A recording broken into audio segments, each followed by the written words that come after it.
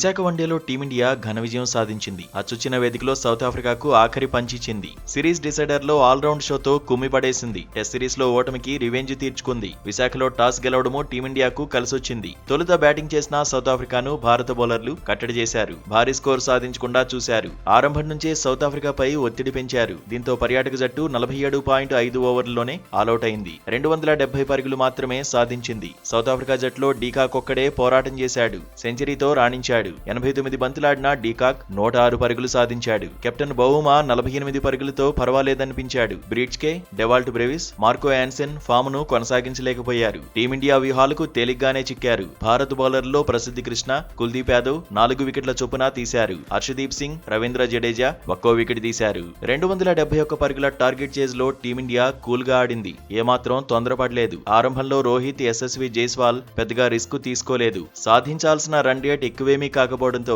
జాగ్రత్తగానే బ్యాటింగ్ చేశారు. South Africa బౌలర్లకు ఏమాత్రం అవకాశం ఇవ్వలేదు. తొలి 10 ఓవర్లలో భారత్ జట్టు వికెట్ కోల్పోకుండా 48 పరుగులు చేసింది. ఆ తర్వాత మెల్లమెల్లగా గేర్లు మార్చింది. ఫామ్ను కొనసాగించిన రోహిత్ శర్మ 54 బంతుల్లో 50 పరుగులు సాధించాడు. 19.4 ఓవర్లలో టీమిండియా 100 పరుగులు పూర్తి చేసుకుంది. యశస్వి జైస్వాల్ 75 బంతుల్లో హాఫ్ సెంచరీ చేశాడు. ఈ దశలో రోహిత్ స్పీడ్ పెంచాడు. తొలి వికెట్ కు 155 పరుగులు జోడించాక హిట్ మ్యాన్ పెవిలియన్ చేరాడు. రోహిత్ శర్మ 73 బంతుల్లో 75 పరుగులు సాధించాడు. ఇందులో 7 ఫోర్లు 3 సిక్సర్లు ఉన్నాయి. 102.73 స్ట్రైక్ రేట్ తో రోహిత్ అలరించాడు. ఆ తర్వాత యశస్వి జైస్వాల్ తో కలిసి విరాట్ కోహ్లీ దంచేశాడు. సౌత్ ఆఫ్రికా బౌలర్లపై విరుచుకుపడ్డాడు. వన్డే కెరీర్లో యశస్వి జైస్వాల్ తొలి సెంచరీని నమోదు చేశాడు. 111 బంతుల్లో 3 అంకెల స్కోర్ను అందుకున్నాడు. భారీ షాట్లతో రెచ్చిపోయిన విరాట్ కోహ్లీ చూస్తుండగానే హాఫ్ సెంచరీ సాధించాడు. 40 బంతుల్లోనే 50 పరుగుల మైలురాయిని అందుకున్నాడు. దీంతో భారత్ 39.5 ఓవర్లలోనే టార్గెట్ ను పూర్తి చేసింది. 9 వికెట్ల తేడాతో విజయం సాధించింది. 3 మ్యాచ్ల సిరీస్ ను 2-1తో సొంతం చేసుకుంది.